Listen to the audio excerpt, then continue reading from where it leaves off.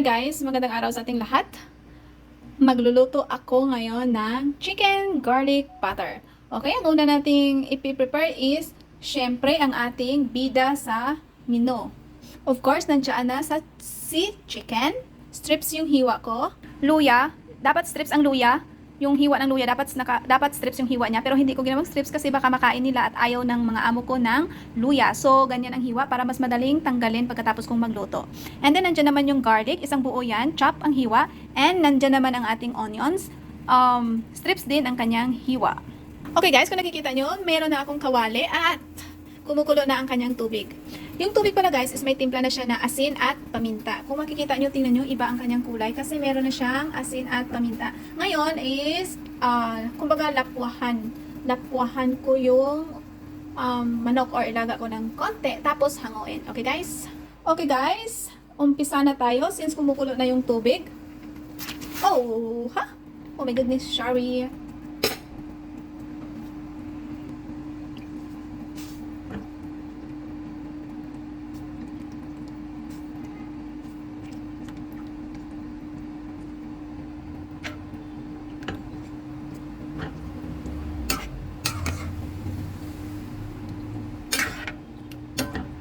Ulitin ko guys, ang tubig lang ang merong asin at paminta. Walang asin at paminta ang ating chicken, kung hindi yung tubig lang. Hintayin lang natin siya na kumulo bago natin hanguin. Okay guys, nandiyan na ang ating chicken. Luto na siya. Luto na siya. Ha? Luto na siya. Kumulo na siya. So magtabi tayo ng kaunting sabaw. Baka kailanganin natin yan mamaya. Okay? Baka kailangan lang natin yan mamaya guys ha. So, kailangan natin magtabi para pag kailangan natin ng sabaw, hindi hihiwalay yung lasa. Kasi, plain lang yung water na mailagay natin. So, kailangan natin ito. Okay guys, uulitin ko guys, kailangan natin ng kaunting sabaw na pinaglagaan ng chicken. Kumbaga, chicken broth yan. Okay. Tanggalin na natin sa tubig.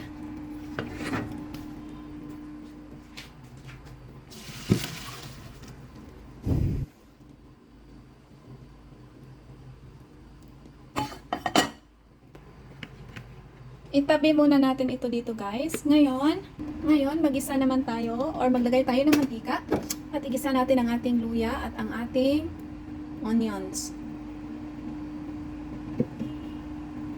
Okay guys, mainit na yan ang ating kawali. So ilagay na natin ang ating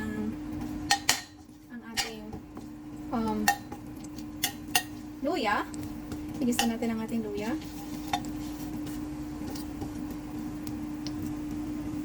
And then, isunod natin ang ating sibuyas.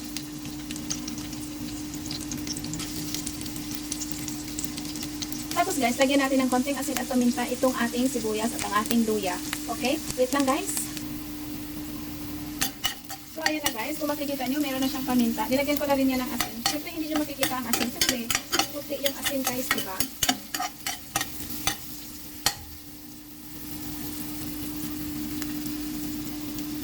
Guys, tapos na akong naggisa ng ating sibuyas. Ilalagay naman natin ngayon ang ating chicken. Oh, ang ating chicken guys.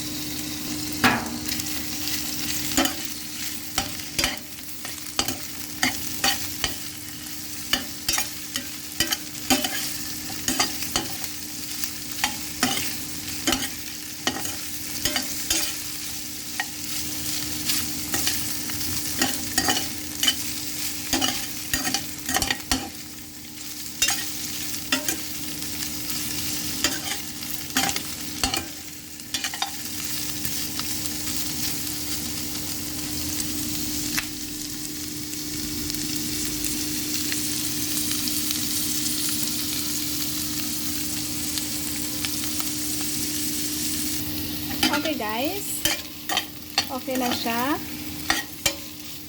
Hanguin na natin. Itabi muna natin sa plato.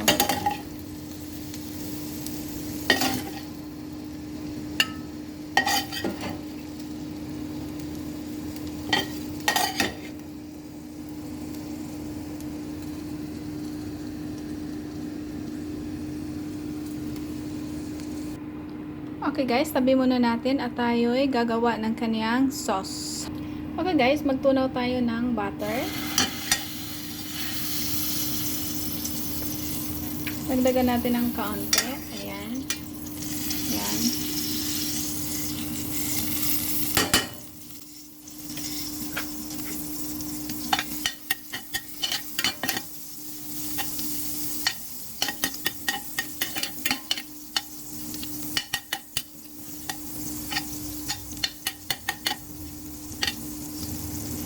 At ilagay natin ang ating garlic.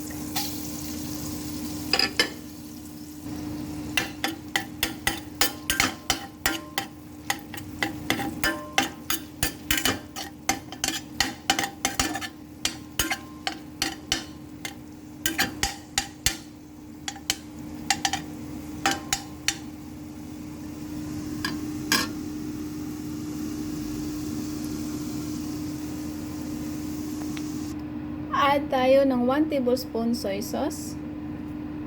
1 tablespoon soy sauce. Andiyan na siya. And then, 1/4 cup of tomato sauce.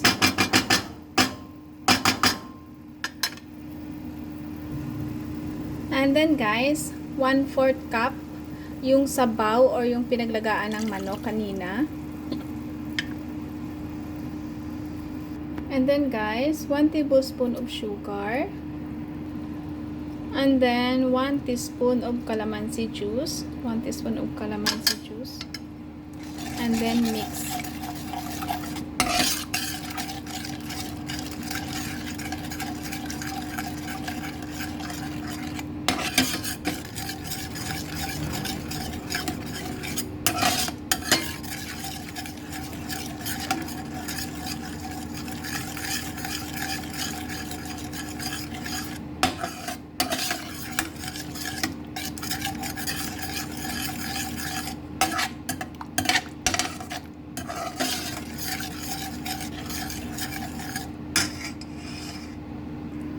So, ayan na guys.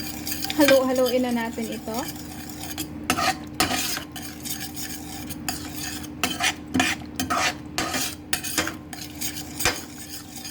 Pakuluin na lang natin. Tapos, ilagay na natin ang ating chicken. Tapos na.